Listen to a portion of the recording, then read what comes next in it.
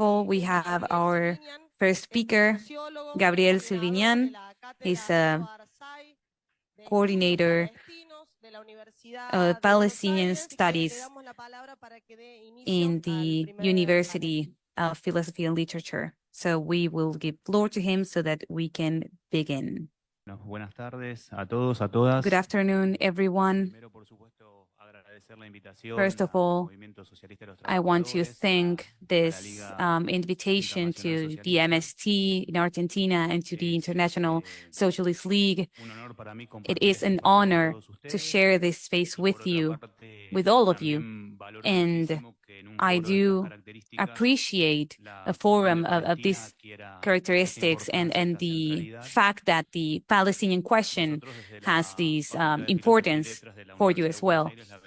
In the University of Buenos Aires, specifically in Philosophy and Literature University, we carry the legacy of a professor that has worked for decades on this issue.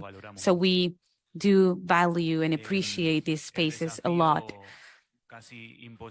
There's an impossible challenge of being able to, in a few minutes, make a summary of the Palestinian question.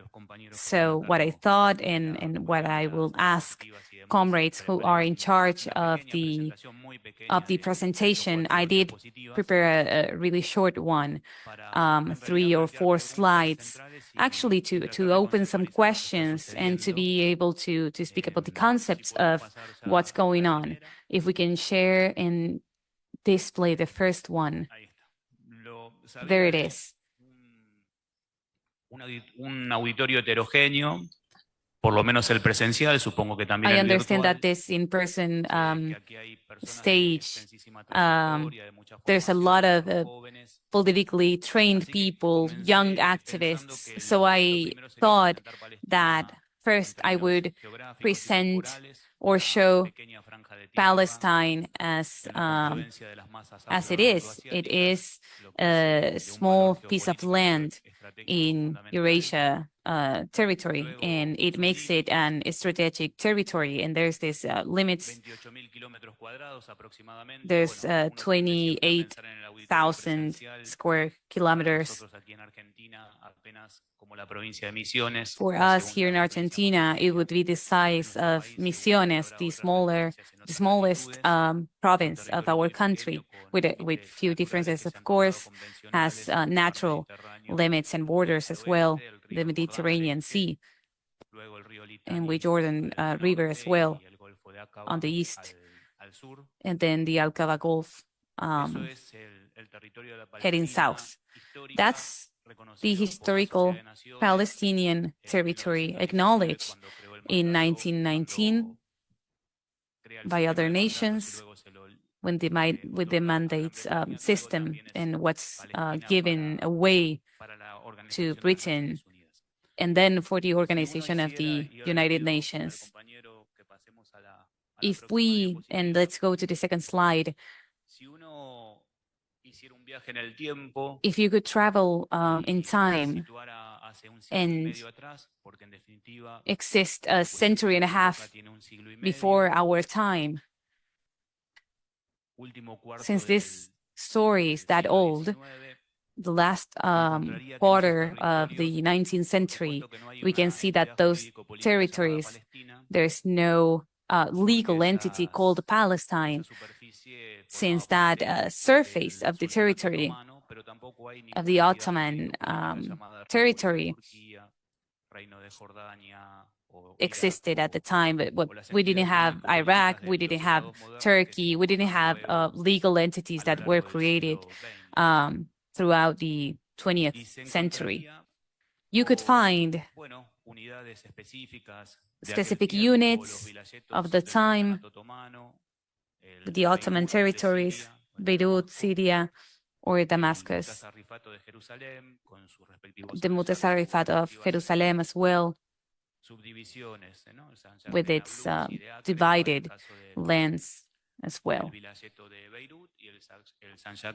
with the Vilayet of Beirut as well, and Santiago of Man. towards the south. If we talked about the population, we could see that there were 500,000 people. The demographic information is quite complicated since during that process of 6 centuries of sultanate, the living conditions were not the best. But the different sources tell us that there were 400,000, 600,000 inhabitants. So 500,000 approximately. There's no doubt of the percentages in terms of community confirmation. Most of them were Arabs, culturally and religiously.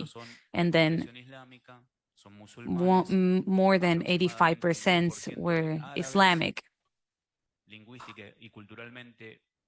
Also in terms of languages.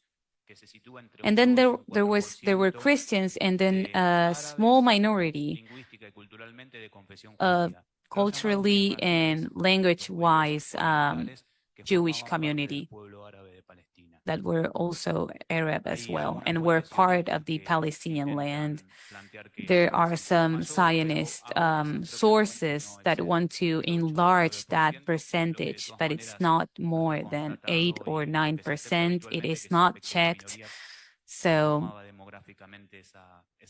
there's this small minority that implied approximately 3%. I don't think that I'm not sure if you can see the map details. We can share that later. But a century and a half ago, and it is important to talk about this because the Palestinian question emerges in the imperialist stage of capitalism. It is a product of the imperialist stage of capitalism, and it has to do with this colonialist deployment of the European forces, especially France and even Germany.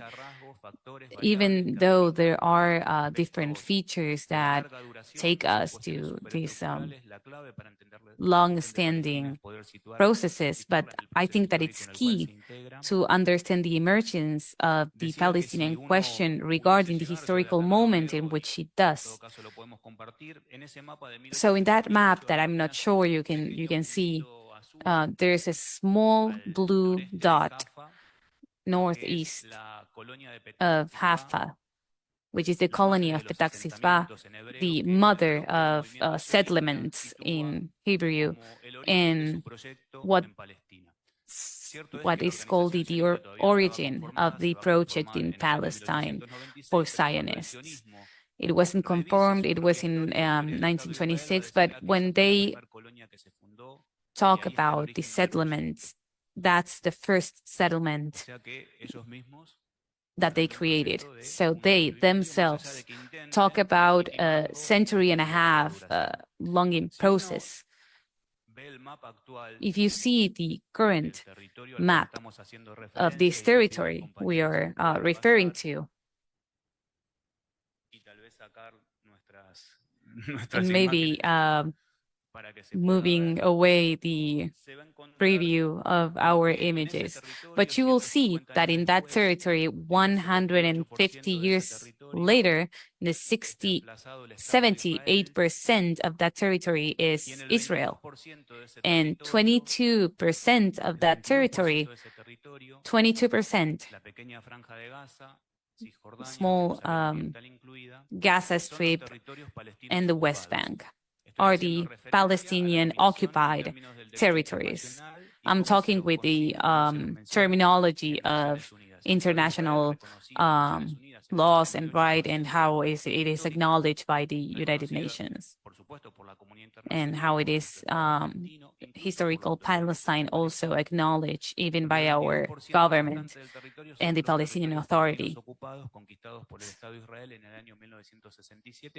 And then the rest of them are the territories that were conquered or occupied by Israeli forces. Regarding population, it's almost the same amount of Jewish Israelis and Arab Palestinians. And there's around 700,000 Jewish Israeli which live in settlements which are illegal regarding international law. Even there's the International Supreme Court has issued a verdict saying that those settlers are illegally occupying that territory. You cannot transfer population or change the demographic aspects of occupied territories. And then you will see that Palestinian native people are fragmented throughout the territory and also demographically. So there's approximately 2.4 million Palestinians in the Gaza Strip who are going through their own extermination for last decades. And then there's 20% of the population of the Israeli state who are going through an apartheid situation, being Israeli citizens, but not being acknowledged nationally as Jewish. So they have they don't have the same rights as the rest of the citizens, which leads us to an apartheid situation. And then there's Palestinian population that live in the West Bank.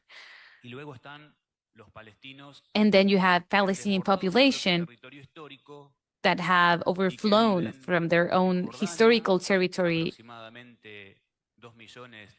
2.5 Palestinians are exiled.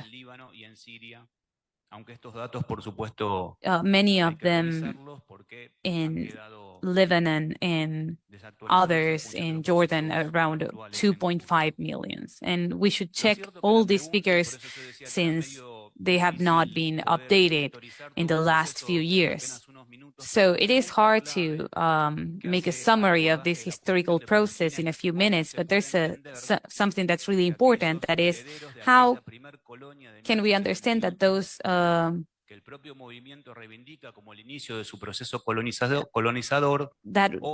what they call the beginning of their colonization process now have a full state with full rights on 78% of the territory that they had advanced on the last 150 years.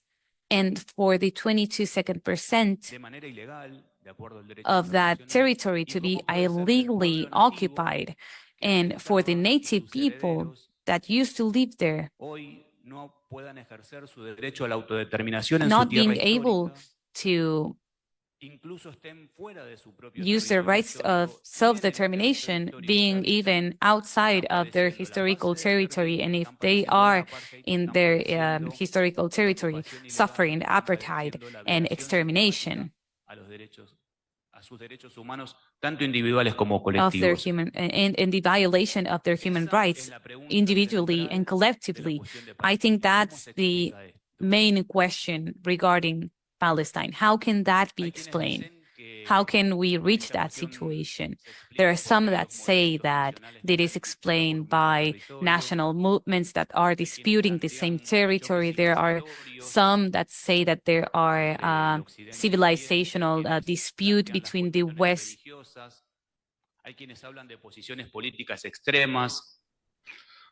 and the East, and there are some that says that there are religious differences that are extreme and lead to these situations. Of course, there are political and religious differences, but regarding the Palestinian question, and this is the answer that we believe is appropriate,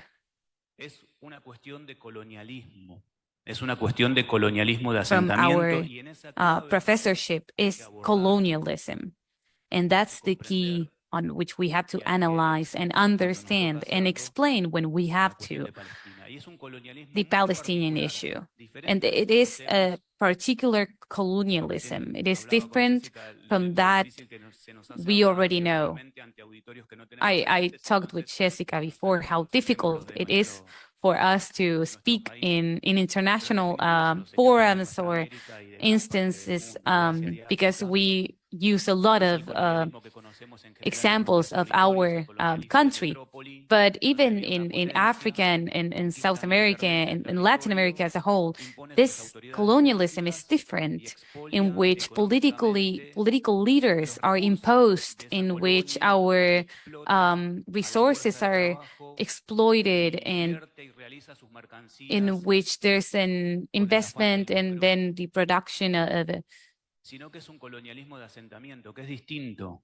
Es distinto al colonialismo tradicional. of goods, but this is different because it is a settlement colonialism. It's even different than the neo-colonial tactics used now, or that we see now, as for the domination of our peoples. But colonialist settlement colonialism is quite different from that.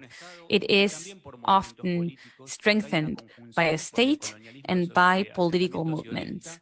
The Zionist settlement colonialism, it is encouraged also by British powers for more than 40 years.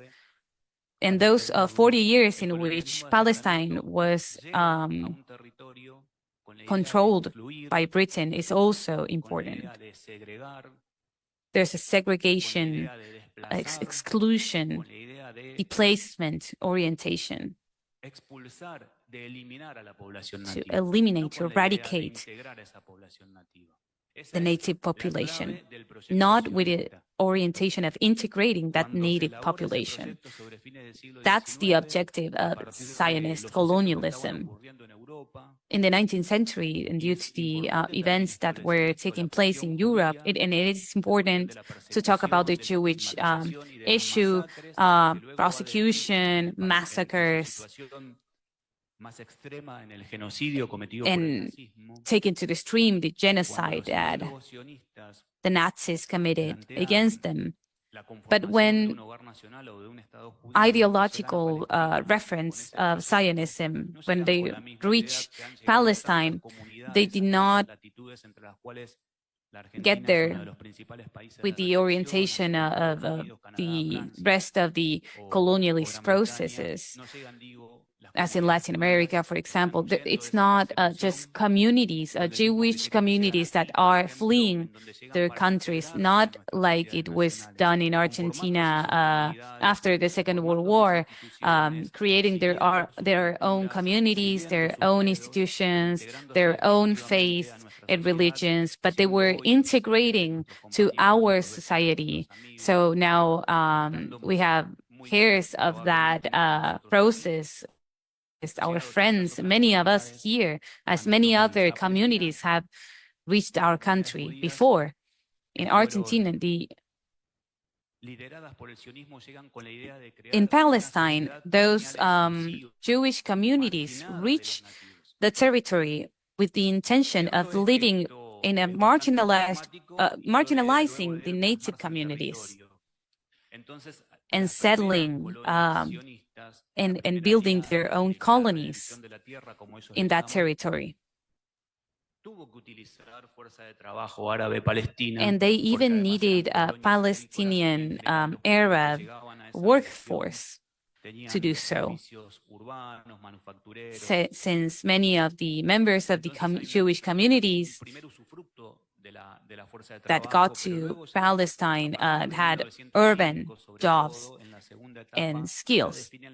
So then at the second stage, they defined this colonialist, exclusively Jewish community without any links to this native population, a new homeland. Of course, they were not favored by the Ottoman Empire context, but the also important huge majority of East European decided not to migrate to Palestine, but other countries, Canada, the United Kingdom, Argentina, only 10% went to Palestine on the first years of Zionist colonization. In 1917, when the British defeated the Ottoman and they start controlling the territory, then legally justified, and they start the Palestinian Mandate. So those 30 years are key to understand the beginning of this proto-state of Israel in Palestine. I'll say a few more things and then please, Mariano, you can tell me when I'm running out of time. Of course, the foundational event is 1948, in which those communities were already 1/3 of the population. So 1/3 of settlers in the territory. They get a resolution in the United Nations, of course, in a war that was hit deeply by the horrors that the Jewish community had dealt with during the Second World War. So the 181 UN resolution does suggest, and it is important to mention it, that Palestine should be separated into 2 states. That was never done, because regarding that suggestion, Zionists were assigned 54% of that territory, even if they were 1/3 of the population. So they were given 54%. And then the Palestinian people, 2/3 of the inhabitants, had 45%, with Jerusalem being in the middle of a internationalization approach. But that resolution was never applied. And then you had the first Israeli-Arab War, and Israel conquered that 78% of the territory and was accepted by the UN. So 78% of historical Palestine was conquered, and they had expelled 700,000 Palestinian people from their territory. The Nakba. That's the reality of the Palestinian territory, even if there are sectors that say that this history started on 1967. It is true that in 1967, the Israeli state also exiled 200,000 Palestinians. And there were also the effects of the war in 1948 and 1949. So there starts a deeper colonization process of those new lands that cannot be annexed. And they were not able to annex those new lands, since there were around 1 million Palestinian people living there, and they could not accept that demographic change, since they did not need to have a Jewish majority, but actually a Jewish totality. So they are occupying that territory for 55 years. And then there's the international process as well.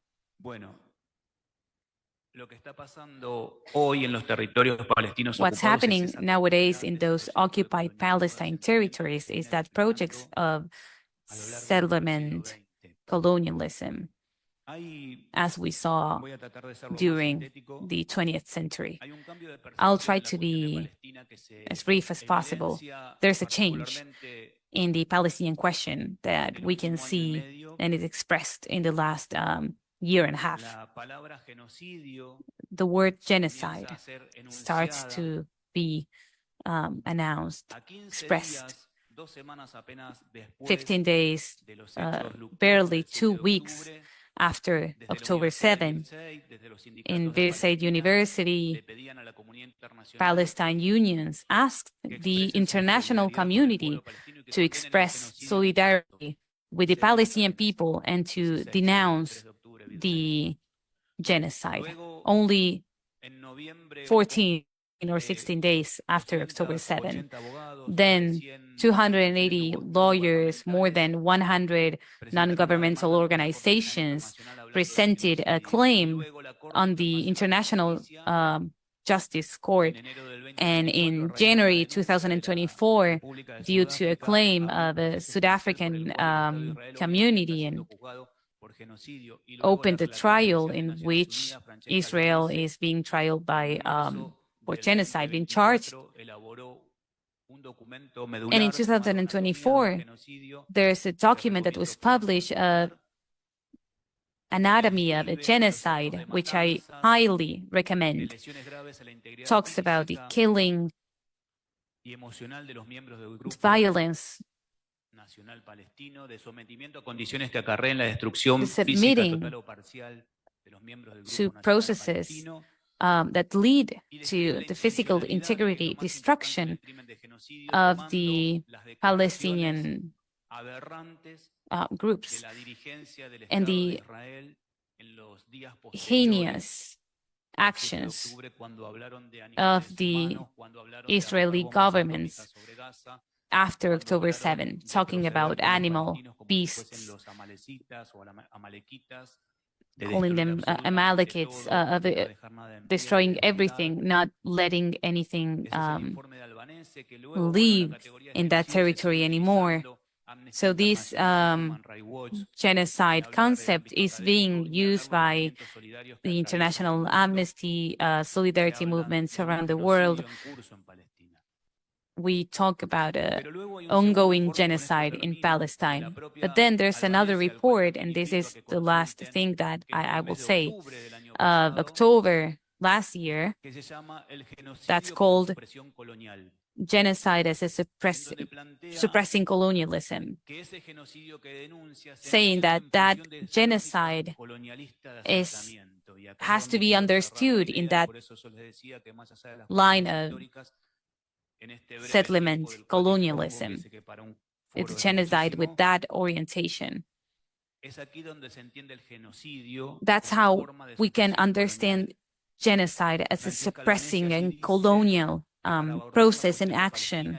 She says that in order to understand the Palestinian question, we need to understand 3 perspectives. Zionism has an objective, which is the whole land, and actually controls the whole land, 78%, 22%, and all occupied territories. But we also need to understand that they want the whole territory that affects the whole Palestinian population, not only the Gaza Strip's inhabitants, but also those on the West Bank and also those in Jerusalem and those who live as refugees in the rest of the world. And they use every action. They humiliate, prosecute, fragment, hurts the whole Palestinian people. Apartheid, building walls, occupation, the weakening and eradication of that population. So it's whole territory, whole population with all the violation of human rights. That's the threefold perspective of this genocide. Then I'll add some more things, but the Palestinian question has to do with colonialism, with imperialist interests on the region, and that the struggle of the Palestinian people is the struggle for self and national determination, which is explicitly stated on the first article in the United Nations, in the first article of the Economic, Social, and Cultural Rights Pact. So it's on international law and rights, international human rights law, and also humanitarian and Geneva Conventions rights and law. That's the struggle of the Palestinian people.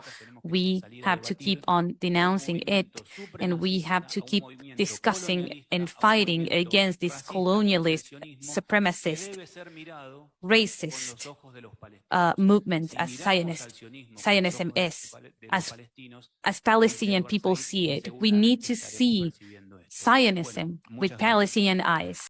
Hello from Texas.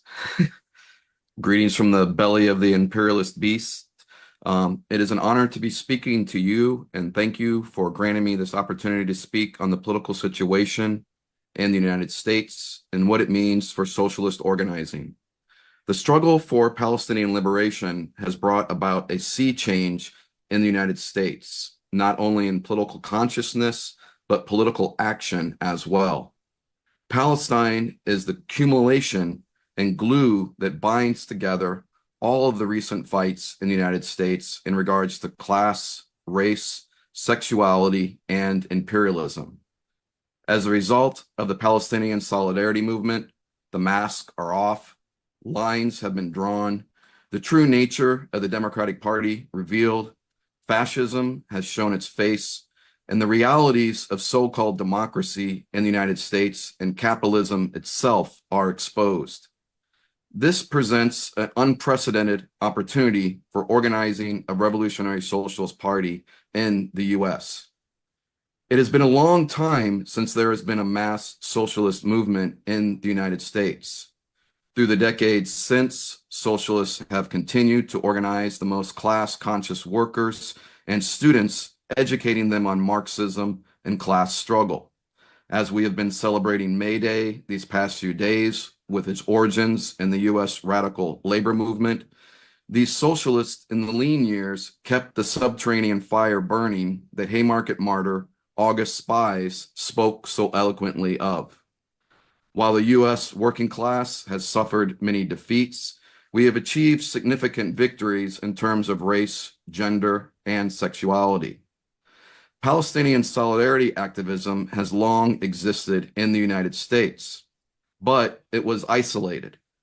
There is a saying in the United States using the letters in English PEP, which stands for Progressive Except for Palestine, meaning that someone may be a champion of gay rights, immigrants' rights, racial equality, and even anti-war. Except when it comes to Palestine, they back the Zionist entity and its oppression and occupation of the Palestinian people. In our current moment, a few historical trends that developed over the past 15 years are converging, with Palestine being the convergence point. The first of these trends is the enduring working class consciousness that emerged from the Occupy Wall Street movement that had not existed on a large scale in the US for decades. The second being brought about by the Black Lives Matter movement of 2020 and its fight for justice against police murders of Black people, bringing about a deeper understanding of systematic and institutional racism in the United States and the role of the police in maintaining white supremacy for the ruling elites. Each of these movements drew inspiration from the Arab world. The Occupy movement drew inspiration from the anti-government protest in what is called in the West the Arab Spring of 2010 to 2012. And directly preceding the Black Lives Matter movement were the Gaza border protests of 2018 to 2019, or the Great March of Return. Palestinian liberation activists were active participants in the Black Lives Matter anti-police brutality protest of 2020, with Palestinian flags being a common and expected sight at such protests. Occupy and Black Lives Matter stand out in the US because neither of them were entirely co-opted by Democratic Party electoral campaigns. which has been the end of many mass movements in the United States. There is another saying in the US left that the Democratic Party is where movements go to die. Class and racial consciousness persisted due to the growing rejection of the Democratic Party from numerous broken promises of the Obama administration. The Democratic Party's sabotage of the 2016 Bernie Sanders campaign, and then the betrayal of Bernie Sanders himself not to fight all the way against Joe Biden in 2020. So in the early 2020s, we have an increased level of class consciousness, a heightened awareness of racial injustice, an emerging transgender rights movement, and a growing rejection of the Democratic Party as a vehicle of meaningful change. With knowledge of the Palestinian liberation struggle growing among a new generation of young activists, Palestine became a litmus test for so-called progressive politicians, including those backed by the Democratic Socialist of America, a social democratic organization in the United States. This litmus test of Palestine is a test that almost all failed. The darling of social democrats, New York Congresswoman Alexandria Ocasio-Cortez, performantly cried as she voted to fund the Zionist occupation of Palestine. PEP, Progressive Except for Palestine, still existed, though rather than shutting down Palestine solidarity as it had in the past, it served to isolate those that are PEP and drew people to the cause of Palestine liberation. This is all before October 7th, 2023, and the Zionist entity's horrific response, going from a system of apartheid and slow-moving ethnic cleansing to a campaign of open genocide. Now the masks were off and the lines drawn. PEP was done. If you are not in support of Palestine, you are not progressive and definitely not part of the political left. During the winter of 2023 and 24 in the United States, large demonstrations were held across the country, many of them into the tens of thousands. In the spring of 2024, the Palestinian solidarity encampments, especially the large ones at Columbia, the University of California, Los Angeles, and the University of Texas, inspired people across the United States and even the world. 2024 was a presidential election year here in the United States, and the politics of lesser evil held a lot of sway up to this point, as in voting for the lesser evil of the Democratic Party in comparison to the Republican Party. Lesser evilism has long been an obstacle to independent working class political action. The cause of Palestinian liberation has lessened the grip of lesser evilism. Israel's campaign of genocide in Palestine would not be possible without the full support and backing of the Biden administration. At a local level, the violent repression of the Palestinian solidarity encampments was mainly carried out by Democratic mayors and governors. Biden's public mental health decline led to him being replaced by Vice President Kamala Harris as a Democratic candidate for president. One of Harris's first statements as the new candidate was to denounce anti-genocide protesters as Hamas supporters. At the Democratic National Convention, Palestinian Americans were denied a voice at the convention, and convention delegates mocked anti-genocide protesters. Inside the convention, Representative Ocasio-Cortez gave a dramatic talk stating that the Biden-Harris administration was, quote, working tirelessly for a ceasefire in Gaza, end quote. This has been revealed recently to be an absolute lie, with Israeli officials stating earlier this week that Biden never pressed Israel for a ceasefire. A few weeks before the election, Ocasio-Cortez and Sanders went on a campaign tour of Central Texas to rally support for Harris, including a stop at the campus where I work, Texas State University. None of the young activists were enthused that Ocasio-Cortez and Sanders were coming to campus for a rally due to their support of Israel. Yet none of the progressive campus student groups were calling a protest against them. So I, as someone involved in campus activism, called for a protest, not knowing if anyone would respond. People responded. Around 30 students and community members waving Palestinian flags and wearing keffiyehs protested outside the campaign rally with chants of Bernie Sanders, "You cannot hide, we charge you with genocide." And the same was directed at Ocasio-Cortez. Just a year earlier, most of these student protesters would probably have been very excited and eager to hear Sanders and Ocasio-Cortez speak. Now they were protesting against them and charging them with genocide. I should also note that a significant number of the student protesters were transgender and linked their liberation to that of Palestine. Economics played a large role in voter turnout for Donald Trump, with many people believing his promise to fix the economy on day one. A lesser acknowledged factor in the election of Trump was the large number of people who did not vote for Harris because of her unwavering support for the ongoing genocide. While many liberals went into a visible state of depression upon the election of Trump, those dedicated to the cause of Palestine carried on barely phased, knowing that regardless of who was elected, the US-backed genocide would continue until we organized enough to stop it. A month ago, a coordinated day of protest was called, with hundreds of local rallies opposing Trump and calling for hands off, with a long list of demands such as hands off Medicaid, hands off school, hands off Social Security, libraries, immigrants, and more. Though not promoted as pro-Democratic Party rallies, most people knew that they were. I was wondering if any of the young activists I work with were planning on going. They were emphatically not going. The main reason being because one of the demands was hands off NATO, with no mentioning of hands off Palestine.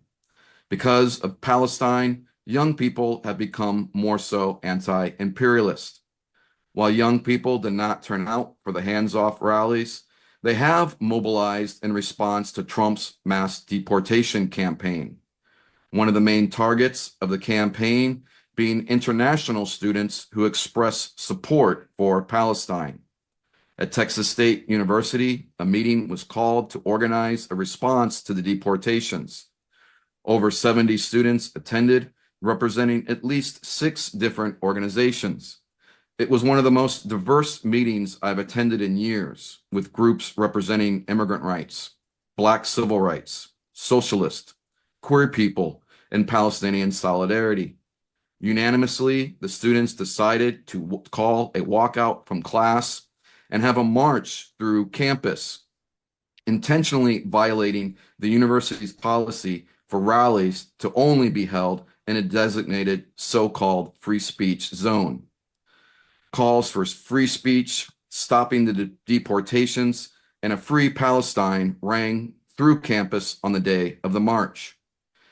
In recent years, protests have been compartmentalized to the single issue of the day.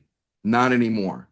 Now it is expected for Palestine to be part of every struggle. Palestine has become the axis around which every fight in the United States revolves around. Democratic rights, racial equality, trans rights, immigrant rights, and anti-imperialism. The task that Marx and Engels laid out in the Communist Manifesto for us as socialists to connect the various struggles of our class is already being done. Our task now in the United States is to build a revolutionary party to overthrow capitalism. Workers of the world unite, free Palestine. Thank you for your time. I want to begin by saying that this region has been facing intense conflicts for a long time. Political conflicts are sectarian and of the military that we have been living since October 7th, that this has expressed the size of the conflict and the more comprehensive and broad nature, which took the nature of a continuous wars with the Israeli enemy from 1948 and 1967, reaching 73 and up to our days. This was in addition to the second conflicts that were taking place in the Arab world, between the powers of the Arab world among themselves and between the Arab countries. What we call conflicts between influential elements. There were three influential elements in this historical region: the Arab element, the Turkish element, and the Persian-Iranian element. These elements were the ones that were in conflict and competed for dominance and control over the region and its resources. In the last few hundred years, the colonial element has been added, and which has participated in the domination process, imposing conditions and controls. This region suffers from an ancient sectarian conflict, the Sunni-Shiite conflict, between the Sunni majority and the Shiite minority, and other Shiite minorities arising from this sect, which may include Alawites, Druze, and others, which are suffering massacres, as during the days of the Arab War, when ISIS took control of Iraq and Mosul and caused the massacres and other things that are happening now in Syria. This is not alien to the region. In fact, we have been suffering civil wars in 2010 and 2011 with the beginning of what we call the Arab Spring, because there was a civil war in Libya and in Syria and in Sudan. We're talking about a region that was in the middle of a civil war.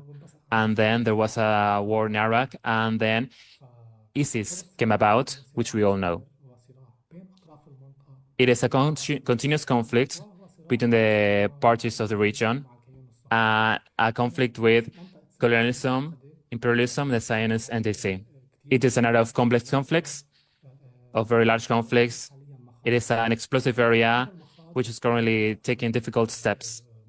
These steps can form better societies and better states, but it can also form division, sectarian states, and which will continue this conflict for the next couple of decades, and this will be a justification of Judaism of the Zionist state. I put this introduction so we can get to the topic of the Zionist enemy and Palestine and talking about the things that are happening now. We have said from the beginning that the enemy has not respected the truce agreement nor the ceasefire agreement in Gaza, but has continued to violate this agreement.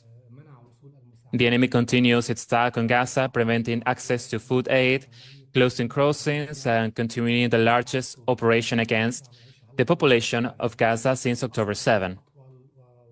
This means that the phase we're going through now is considered to be the most difficult and extensive. The enemy is forcing the mandatory displacement of the population of Gaza from one city to the other, and it is using evacuation, and it is dividing the blocks into individual areas so it can remove the people from those places. Netanyahu's government is a government of oppression and has from a state of war against the Palestinians to the implementation of Trump projects, which is the project of evacuating Gaza of its population and displacing them. In fact, we're witnessing the expulsion of the entire people of Gaza through starvation, killings, and ongoing war against them. Despite everything that our Palestinian people, there are still resistance, and the population refuses to be displaced. But they are tired of this war. There are callings on the street against the government and away from Hamas.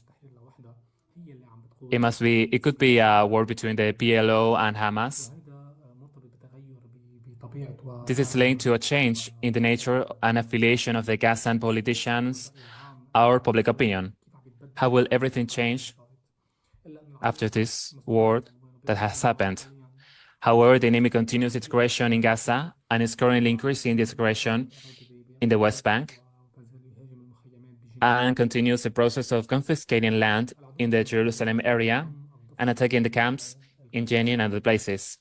The enemy has a clear project, which is to annex the West Bank to the Zionist entity.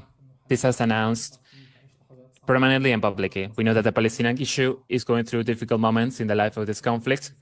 These difficult times that Palestine is experiencing are no different from the situation in the region, which is going through difficult circumstances. Palestine has a special character and its people need all the possible help. Otherwise, the issue could be in existential danger at this stage. I want to move on from Palestine and talk about the countries that influence us, which are Iran and Turkey, and talk about Syria and Lebanon. I want to say that Iran and the regime is living a difficult moment. There's a crisis on the streets, and this is a result of the blocks and the bad measures which had increased inflation and the collapse of the currency. Inflation has reached more than 80%. 30% of Iranians is currently below the poverty line. The currency against the dollar has reached the astronomical figures. In Iran, we used to follow the periodic protests that happen every 4 years. A popular protest takes place in several cities, and they are repressed. Now we see that Iran, every year, 2 popular protests take place, many of them large. People's willingness to rise up and rebel increases. This is accompanied by depression of freedoms and depression of women. Therefore, the Iranian regime is currently experiencing an existential crisis. This crisis is also manifested in its regional role and intersects with the economic crisis that makes this existential crisis continue. Iran and the after Iranian-Iraqi war has a national security policy that is based on its arms. It does not take direct wars, but supports groups that are located in the region, and these groups carry out the task of wars. From October 7th to today, these arms have been exposed to many strong blows, either to the total destruction of work or the impossibility of moving and performing the tasks that were asked of them. From here, we see that the Iranian regime is willing to make concessions to Americans. The calls and the announcements of some Iranian politicians began that they are willing to receive American companies and that Iran is a country willing to absorb more than $4 trillion in foreign projects and investments.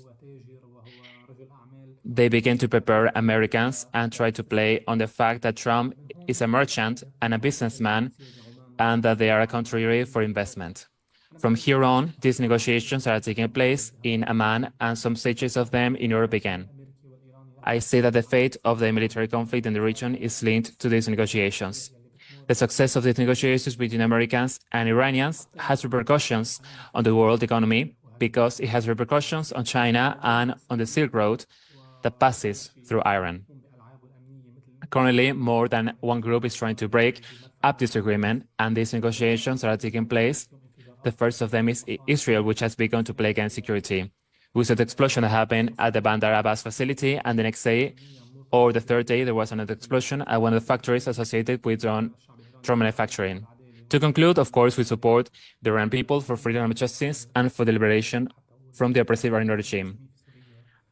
I want to talk about the Turkish question now, to be able to tell that the Muslim Brotherhood regime in Syria, with the Erdogan regime, with expansion and increase of regional power, put Turkey in a big economic crisis. High inflation and a significant decrease in the value of the Turkish currency, which indicated the strengthening of the political conflict inside Turkey and restored the division between Islamists on the one hand and secularists on the other, and indicated a new wave of arrest and repression, the most prominent of which was the arrest of the mayor of Istanbul. We are talking about this to clarify 2 points. First, Turkey's role in the region, and secondly, the political conflict within Turkey. Turkey's regional role has greatly increased after 2010, and specifically after the Libyan war. Turkey played an important military role by supporting one of the warring parties, the Muslim Brotherhood, which came to rule.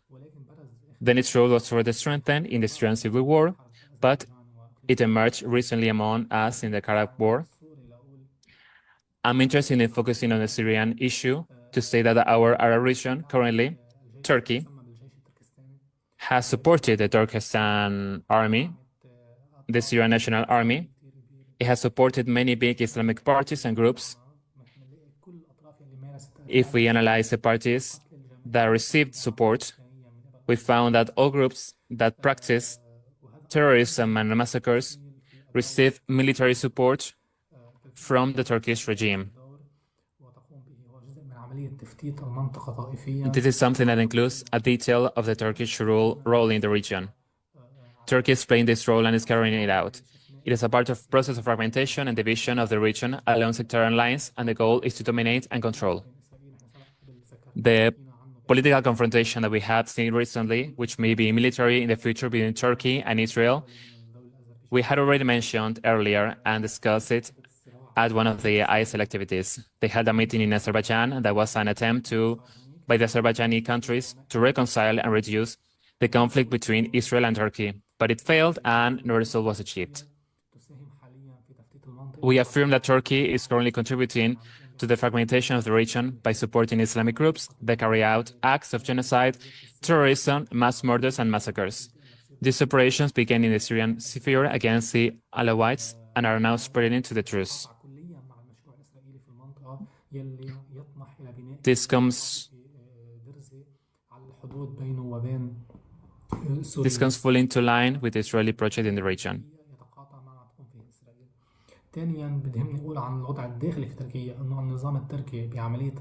Which aspires to build a true sectarian entity on the border between Israel and Syria. On the internal conflicts of Turkey and the Turkish regime, the process of strengthening the authoritarian government has reached what is called the point of no return, especially with the arrest of opposition leaders. The regime in Turkey is trying to be an authoritarian oppressive regime, but it is losing one of the most important components of it, which is the army. It may have its security tools through which it imposes control, prestige, and presence, but the Turkish army, it is a secular army, not an Islamic one. And from this, we see that the first popular redirection that happens in Turkey can lead to a great and sharp division within the country and turning into war.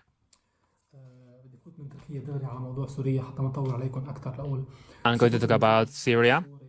The fall of the Syrian regime led to the retreat of the rule in favor of the role of Russia and Iran. Turkey is currently being governed by Islamists, with the section of the Muslim Brotherhood and the section that belongs to Al-Qaeda. The Turkish and Qatari role is currently aligned with the possibilities of strengthening the Saudi role, which is the financing of the new system government in Syria. When the Assad regime fell, after a few days, the Israeli army launched a fierce, aggressive military campaign against all empty positions of the Syrian army that had equipment and the strategic weapons belonging to the Syrian people there. After that, the Syrian forces advanced and occupied several places in the Syrian territory until they reached the Lebanese border from the direction of Bekaa and Hermel, which is the eastern side of Lebanon. What we are currently seeing in Syria are conflicts that seek to divide the country. Currently, during this week, there are very strong military conflicts between Sunnis and Druze.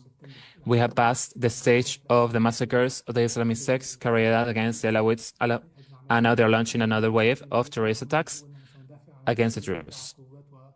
This is all part of the process of dividing the region. When the civil war started in Syria,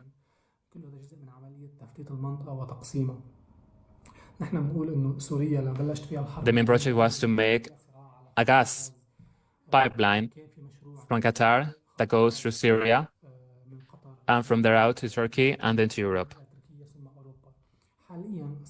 Currently, the ongoing conflict is also a conflict linked to the new gas pipelines between the Israeli gas pipeline that wants to pass through Syria and go to Cyprus and from there to Europe, or the one that wants to go from Qatar and go to Syria and from there to go to Turkey to pass through Europe.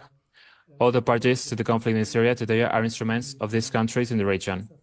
Unfortunately, there is no national project in Syria for any of the parties to the conflict and war, and there is not even a possibility of the horizon that there will be a Syrian national project that will bring together all the components of the Syrian people. This is also part of the conflict in the region and the difficult process we are going through. At the end of my speech, I am going to talk about Lebanon. The current truce with the Israeli enemy is a very fragile truce, and it is being violated daily.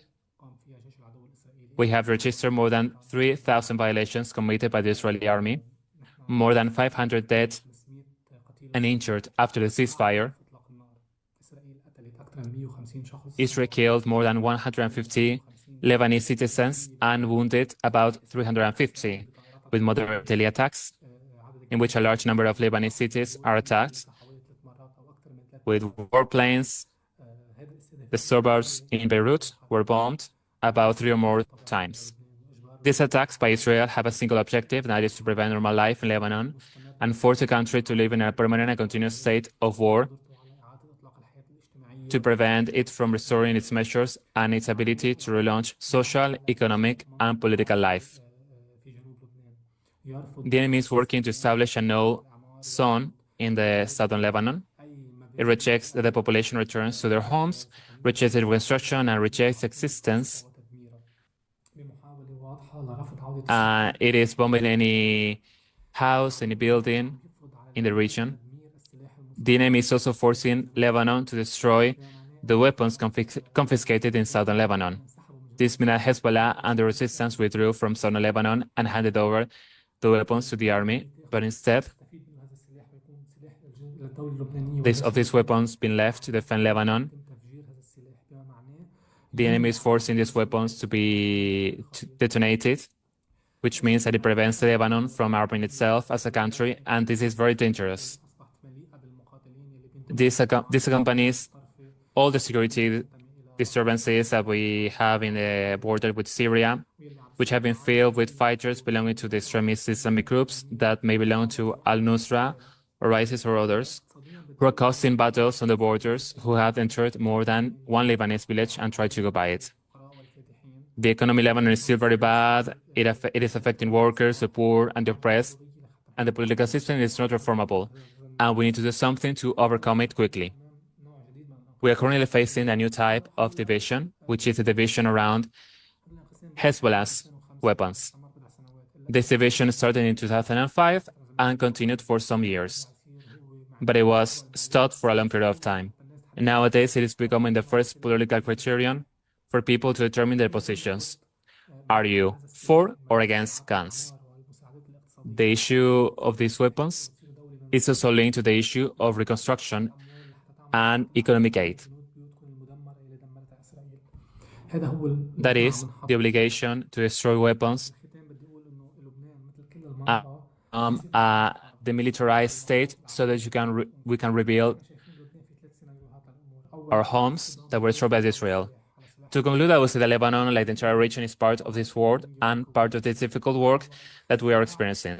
We see 3 stages. The first is internal confrontation over Hezbollah weapons, which may be between Lebanese groups and components.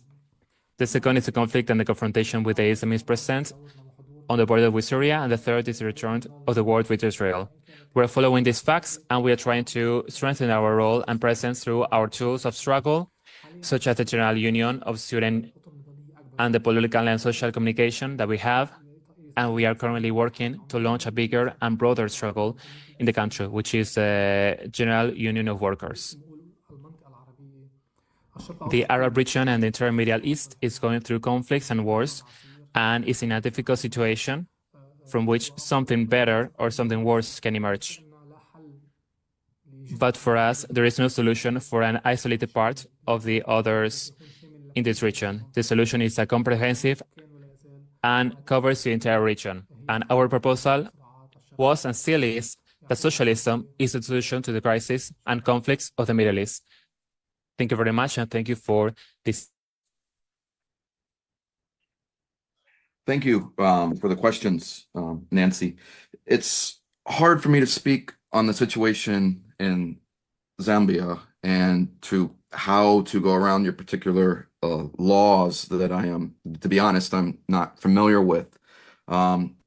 Organizing under repressive situations is always difficult, and it's usually something for comrades to figure out on the ground, and then for us internationally to offer our support.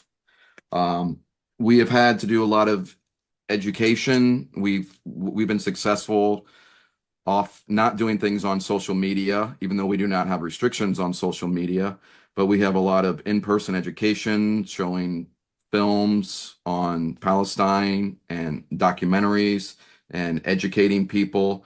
And then also a number of like one-on-one conversations. One of the things that we are facing is that here in the state of Texas, where I live, they are passing, looks like they're going to be passing a law that equates anti-Semitism with anti-Zionism. So that if you're critical of the state of Israel, then you are considered anti-Semitic, and that is breaking the law. So we very could soon be facing a similar situation as that you are facing in Zambia. There, we have a immediate situation right now where my town where I live, San Marcos, it's a college town in between Austin and San Antonio. We recently got elected a few city council members who are supportive of our town adopting a ceasefire and arms embargo resolution against Israel and standing up for democratic rights and denouncing Islamophobia and anti-Semitism.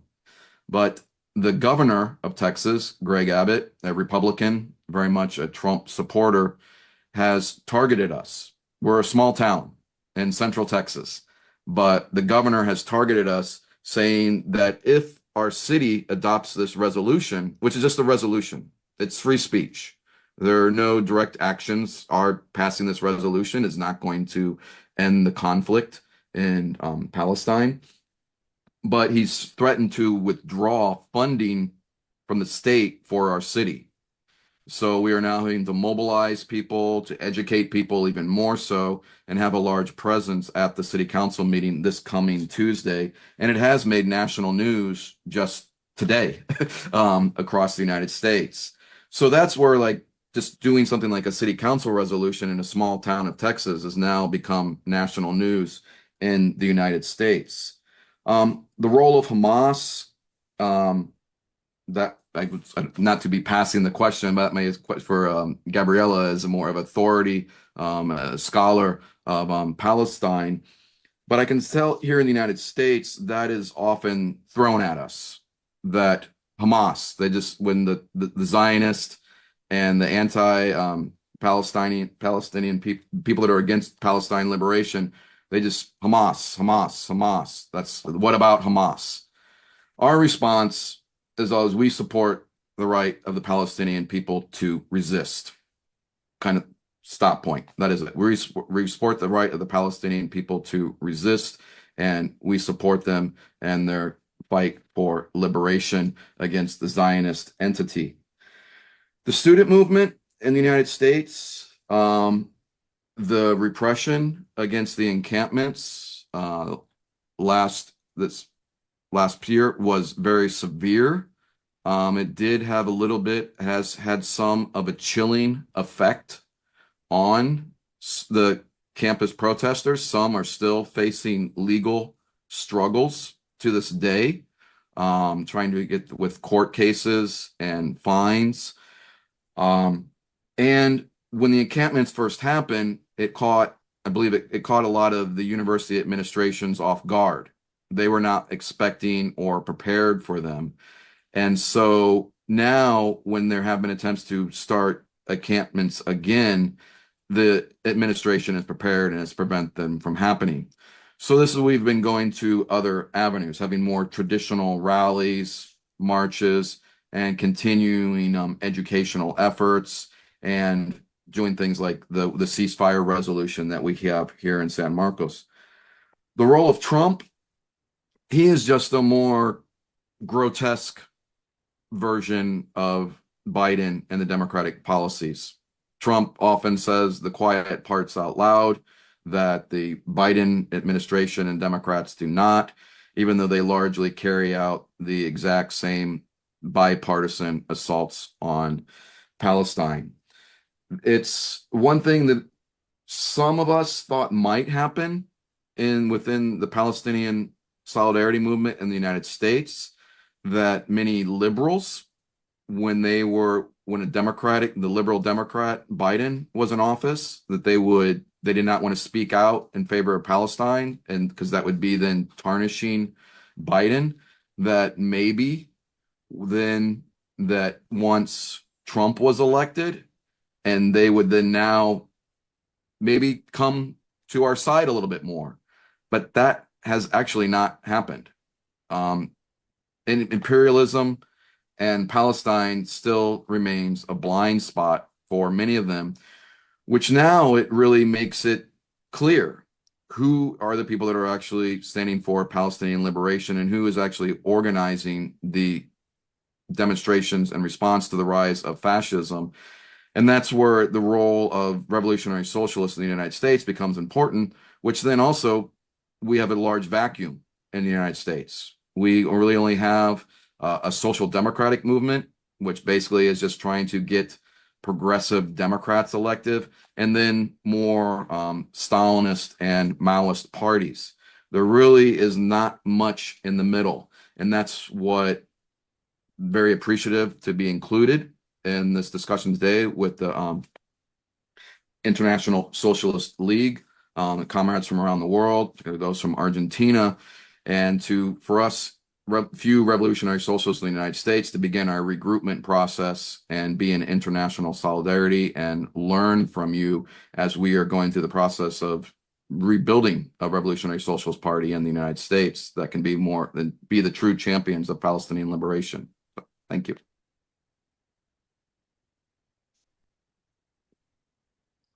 First question has to do with this relationship between Zionism and Semitism. And it is really important to clear that up because, among other things, those terms are composed or compose this rhetorical manipulation that Zionism uses in order to prosecute and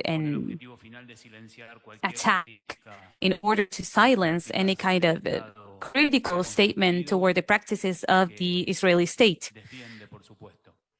and that it defends, of course. When we started lessons of any seminar or any space in which we have the opportunity to speak, we deconstruct this synonym idea that actually does not exist. We talk about what being Jewish means, Israeli means, Zionist means, that Zionism, I insist, tries to express them as synonyms, and they're not, and that's absurd, because it does take us to different concepts. If you talk about a Jewish person, we have the idea of religion, right? That's how it's defined by the Spanish Academy. But you may encounter Jewish people who say they are not religious, but they do have a specific culture. So there's this social, ethnicity, religious factors. Zionists themselves say that Jew or Jewish means or is deeply linked to citizenship or nationality. And they talk about this right of the Jewish people to have their own state. And the 2018 law here in Argentina, that it means to take to institutions the acknowledgement of this state, of this right to have a state. So then being Jewish has a third meaning, not only religious, social, cultural meaning, but also a national meaning. And there's this thing of being Jewish biologically.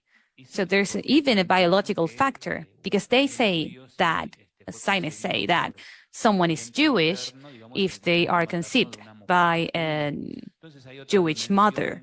So there's another dimension regarding the biological element. However you'd like to interpret the definition of being Jewish, which is debated and discussed even inside their own communities, cannot ever be linked to a political movement. You can be Christian religiously, ethnically, culturally, the customs of being Christian or of any distance, even belonging to any nationality or being part of biologically, but that does not mean that they belong to a political movement. So you can be Jewish and not necessarily be Zionist. We have a lot of comrades and colleagues that define themselves not only as not Zionist, but also anti-Zionist, like Jewish People for Palestine, which are quite active in these months, in this year and a half, for the Palestinian cause. There's also organizations like IHAN of Jewish, anti-Zionist Jewish people. So there are many, many organizations. I won't go into detail, but that they reaffirm being Jewish, ethnically, culturally, but not being Zionist. And you can be a Zionist and not be Jewish, like Donald Trump, Biden, as Tom mentioned, Bolsonaro, Milei, although I think he's going to turn into Jewish, he wants to turn Jewish as well. But there's these synonyms with the Israeli definition as well, because you can be Israeli and not be Jewish. For example, the most of the population, 160,000 Palestinians in 1948, and were non-Jewish. The Arabs of Israel, that's what they were called. They are Israelis, now 20% of the population currently, but not Jewish. So you can be Jewish and not Zionist, and you can be Israeli and not Jewish. So there's this third component. And you can be, on the other hand, Jewish and not speak any Semitic language. Jewish people from Eastern Europe did not speak Hebrew. They actually spoke Irish. In the Jewish State, in the book, there's a extract that says how many of us can ask for a train ticket in Hebrew. It was a liturgical, religious language, not a language that many spoke. And regarding the question from the Zambian comrade, there's a proto-language, a mother language, which made many others languages arise, Chaldeo-Cyrillican. But the Eastern Europeans, they did not speak Semitic languages. But there were people of different nationalities that ended up acquiring Jewish custom and religions, not necessarily coming from territories of Semitic lands. So there's this confusion that even we sometimes recreate, in which we align all Jewish people with Semitism. And that has to do with a racist process that we keep on contributing to. The first research is regarding that, scientific research, mostly Eastern.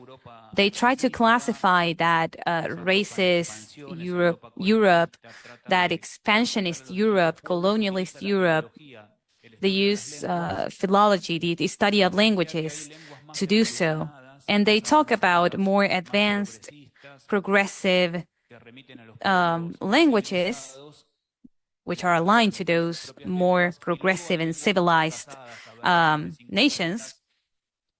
And then there are heinous languages of the most barbaric regions or less progressive nations, in which Semitic languages are included. So there's this framework of racism, of these Jewish communities that did not speak Hebrew and were considered Semitic. So then you have anti-Semitism when you should speak about hate towards Jewish communities, not anti-Semitism. So that's a term that we usually use, but if you would respect the definition of words, those who are against or those who are anti-Semites, they are against all of those who use Semitic languages. So it would be as well anti-Arab, for example. So you could also speak Semitic languages and not be Jewish as well. So those synonyms, those between Jewish, Zionist, Semitic, and I'm sorry, I think Mariano said I had a few minutes and I think I'm out of time. But it has to do with this rhetorical manipulation. And we are discussing the actions of a state that is committing genocide against people. In this case, the Israeli state. They carry out a supremacist ideology. Theodor Herz in the Jewish state, when he talks about the possibility of doing it in Palestine, we will be the civilizational vanguard against the Arab barbarism. So it's against Arab peoples. There was this idea of civilization coming against barbarism. It is not something that surprises us, since it was also an idea in our region during the 80s. In our critic, which is against a state, which is against a movement, they try to make it a critic against the community, an ethnic, religious community, or even against Semitic language-speaking peoples, which is more absurd. That absurd attempt wants to exclude us from the free speech field. It's not that we share solidarity with Palestinian people, but it is that we share our hatred against Jewish communities. That's what they want to make this out of. So they do not discuss arguments or the elements of our debate. They discuss and fight against what they want our arguments to be, what they want to make out of us. We are against all supremacist ideology, all colonialist ideology, and we are against genocides. That regarding the first question. I'm complicating things a little bit.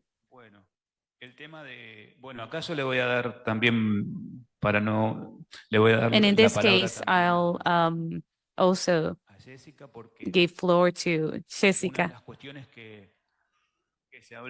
One of the questions was regarding Milei's government alignment with Israel. Sadly, today, Milei is our president. But regarding the links of Argentinian state and Israeli state that has existed for a long time, especially by signing agreements with the water company Mekorot, which is a key company regarding expropriation of natural resources of the Palestinian people. Mekorot, and I mentioned it in my first contribution, this Zionist proto-state is installed during the British mandate, and it was in those decades in which Zionism creates its demographic base. And during that time, there was prosecution of Israeli European communities that led to the genocide that the Nazis committed against them. But not only the demographic basis, but also the institutional ones, their government institutions, their infrastructure, in which in 1937 Mecorot was created under British mandate. It is present here in Argentina. It had a series of attempts in previous governments, in Cristina Fernández de Kirchner's government, and with Scioli and with Alberto Fernández's government as well. And I wanted to ask Jessica if she can add a few more, or a little bit more information. But before handing her the microphone, so I do not interrupt her, what I wanted to say is that geopolitical alignment of Javier Milei is evident. We can see it clearly. If we said the same thing a few years ago, it could be like we see something that people do not. But we are aware, and it is clear, and they actually stated that they have deep links with the Israeli state, extremely violent, and it is extremely violent in structural terms as well, not only symbolic, but also structurally, eliminating and destroying social and democratic conquests of the Argentinian people. A far-right political current that also will project themselves in that Israeli state, as all far-right expressions do in the world. If you see the voting in the European Parliament, those far-right parties are the ones who have supported the Israeli state the most. Milei is not an exception. He had a previous definition of supporting them, but now he does so with strong ideological conviction. We cannot forget that Milei worked alongside General Bussi, and in Milei's presidential formula, he's hand by hand with Villarroel, and we cannot forget her links with those responsible for genocide here. And regarding Mecorot and everything that has to do with Israeli companies present in Argentina, I'll give floor to Jessica. I'll be brief, so I don't steal time from panelists.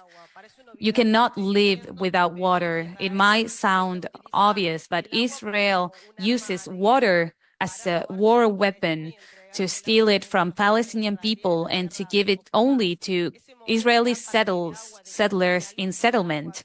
So that's the colonialist use of water, as Gabriel mentioned it before. It is a method that they want to use everywhere, and especially in Latin America, in particular in Argentina, in which we have huge reservoirs of water, and with the climate crisis as well. And this has to do with the panel that's next. It is a vital resource, and it is disputed.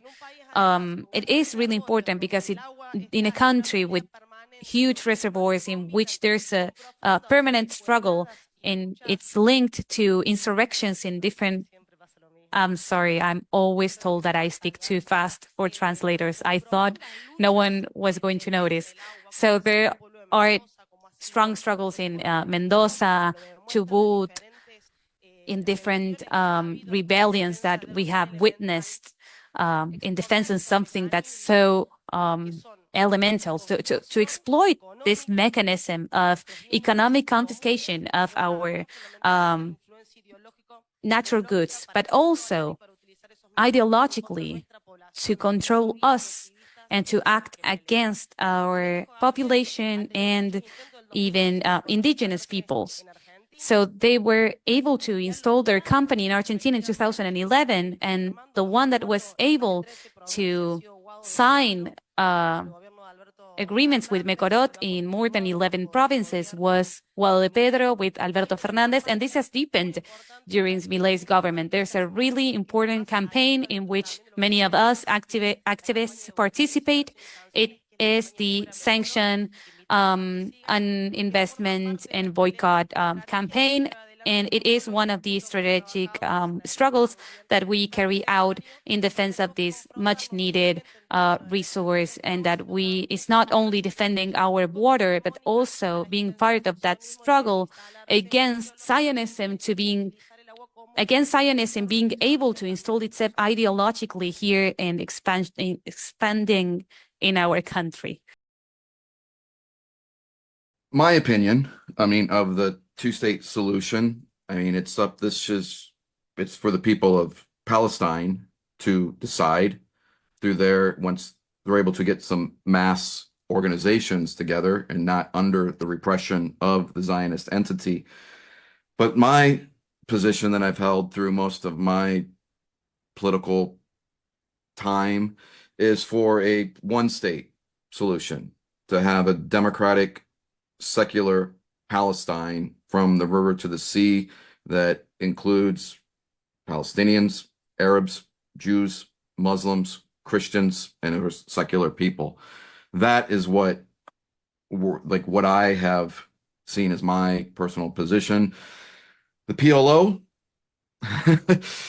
they have their own positions. I mean, they are a national movement, not a socialist movement. So, I mean, they have their position, but as a revolutionary socialist, I am more in favor of a single state solution where the rights of all are respected in a democratic, free Palestine. Bernie Sanders, yes, who continues to be the sheepdog of progressivism, and to get try to keep young progressive people within the Democratic Party, despite his professions otherwise. He's lost a lot of favor within a lot of people, even though his rallies after the recent election, he's been going on a tour against oligarchy, and now that's become a term more prevalent and used in the United States, which I think that is a positive thing, recognizing that it really truly is an oligarchy that has ruled over us us in the United States for quite a while. So that language is good. However, he refuses to say the word genocide in describing what is happening in Palestine, when it is clearly a genocide that is being live streamed for all of us to see. And he continues to speak on the right of Israel to exist, which, as you've just heard, I'm not in favor of that position. I'm for a secular Palestine. And he focuses on Netanyahu. Sanders represents a strain of liberal Zionism that still exists, even though its position has been severely weakened in the United States, that Israel should have the right to exist. It just right now has a really bad person in charge of the country, and Netanyahu. And it's like, okay, we just need to oppose Netanyahu, and then we can go back to this idealized version of Israel, which it's never existed. Israel is a settler colonial project based on the subjugation of the indigenous people of Palestine. So he focuses on the right of Israel to exist, focuses on Netanyahu, and then he's continuing throughout his political career, has voted for funding for Israel. But what's been a good development, so while Sanders is drawing these large crowds speaking against oligarchy, he's been continually confronted by activists at his rallies who call him out, just saying, say the word genocide, and saying it's not just about Netanyahu, it's about the entire Zionist state of Israel, and waving Palestinian flags. And then it shows Sanders' character, that he has these protests. He remains silent while then security is roughhousing the protesters and escorting them out. So this is another thing that becoming, so yes, people that are still see Sanders and him speaking out against the oligarchy, but now they're understanding imperialism more, and the contradictions and the limits of the type of social democracy that Sanders puts forth. So again, these are good developments. These are good positive things, and people realize once it's another roadblock removed, kind of the blinders that people had on imperialism and just not realizing the role of the United States around the world and oppressing national liberation movements and democracy around the world. And Sanders unintentionally helps make that clear for a lot of people with his lack of support for Palestinian liberation.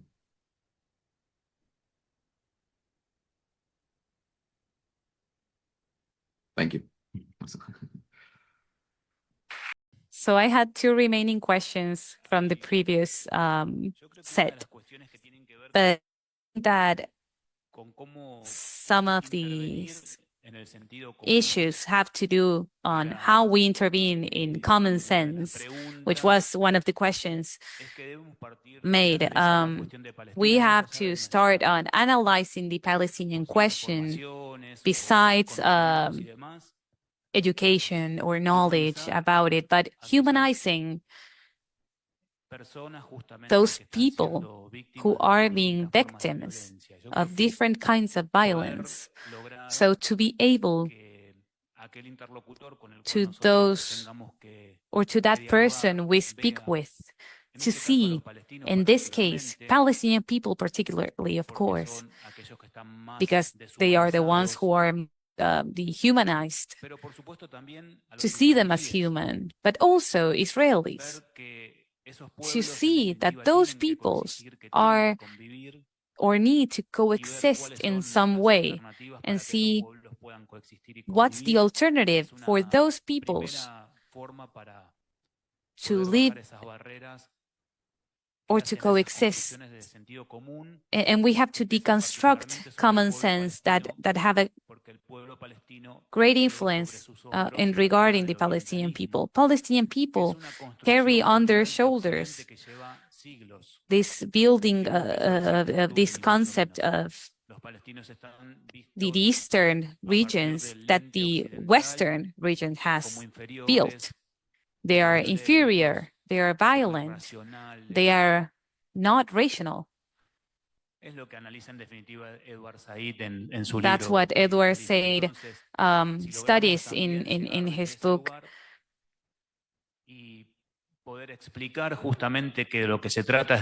About Orientalism.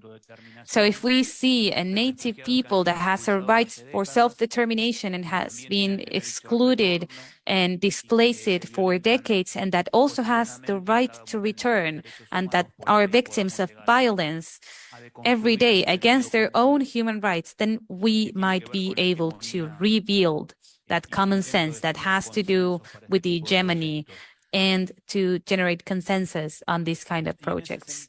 In this case, when we talk about Palestinian resistance, I also want to say that Palestinian resistance is it's being able to stay in their land. That's resistance. I received a picture.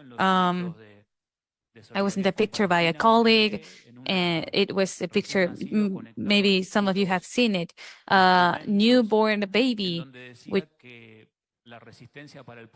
saying that resistance for the Palestinian people begins on their first breath. And they were speaking about babies in the Gaza Strip. To live in Palestinian territory is resistance.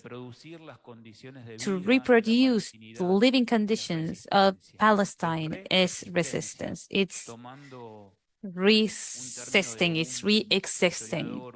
I'm using a term of Jorge Ramos Tolosa. Those of you who are interested, I think, on reading more about it, re-existing, to exist continually, to continue living in their own land when the norm is excluding them publicly. They are Zionists are even saying that 2 million Gaza Strip inhabitants should compulsory be displaced. They should leave somewhere else. Norman Sala, historian on Palestine, talks about how the Alet plan was applied. The displacement of Palestinian people was not the undesired result of a war, because if it was an undesirable result, they would have allowed them to return, which is sanctioned by the 194 resolution of the United Nations. So it was not an undesired result, it was a desired result. It is what they attempt to with the expulsion of Gaza Strip inhabitants. So to stay in Palestine and to reproduce their living conditions, that's resistance. And it begins in painting, being a political activist, playing a soccer match, studying, or for a baby to breathe for the first time. That's resistance. And lastly, 2 or 3 things. First, the role of progressivism in Latin America. Tom mentioned it, and it takes concept Ilan Pape elaborated on, who wrote on the Palestinian ethnic cleansing, his main book. It's progressivism except for Palestine. Same thing. They share their solidarity with different causes of liberation and human rights, but in Palestine, they do not take a position, this PEP. And regarding the value of international organizations, well, you know all about the United Nations. We're not going to elaborate on that, but we know that their instruments and tools do have great symbolic value. It's not the same thing to be prosecuted by the International Supreme Court than not. It makes our demands more legit. It's not that we are 3 or 4 people who want to denounce this genocidal state. It's the criminal international court that has sent a capture request for Netanyahu. We know that that will not be applied, but it is it was issued by those international organizations with all of the elements that it implies. And I once again suggest you or recommend the readings that I've mentioned about the anatomy of a genocide. And I don't know if I'm forgetting anything, but regarding diaspora, I understand where that question may come from someone here that's present, my nephew. And I think that any people that has gone through a genocide and the surviving people from those genocides, if they do want to effectively honor the victims of those peoples, cannot stay glued to the past. They need to have their memory exercised, of course, and to affirm the truth and to fight for justice if it has not happened yet. And if the state that committed such crime continues with that denialist orientation, then of course it is a task that we must develop. But it does not mean being exclusive, being sectarian, but to re-signify those pictures that are not black and white pictures of 80 or 70 years ago, but that are recreated today. If the people of you that you are part from and you are proud of being part of, and if there's a state that wants to speak on the name of that people or a political movement that tries to, it is necessary in order to honor those victims to state that they cannot commit such crimes in their names. So that's the place that those diasporas occupy, and to denounce bravely when those crimes are committed, whoever commit them, because At the end of the day, all human beings are equal in dignity and rights, and we should be treated as such.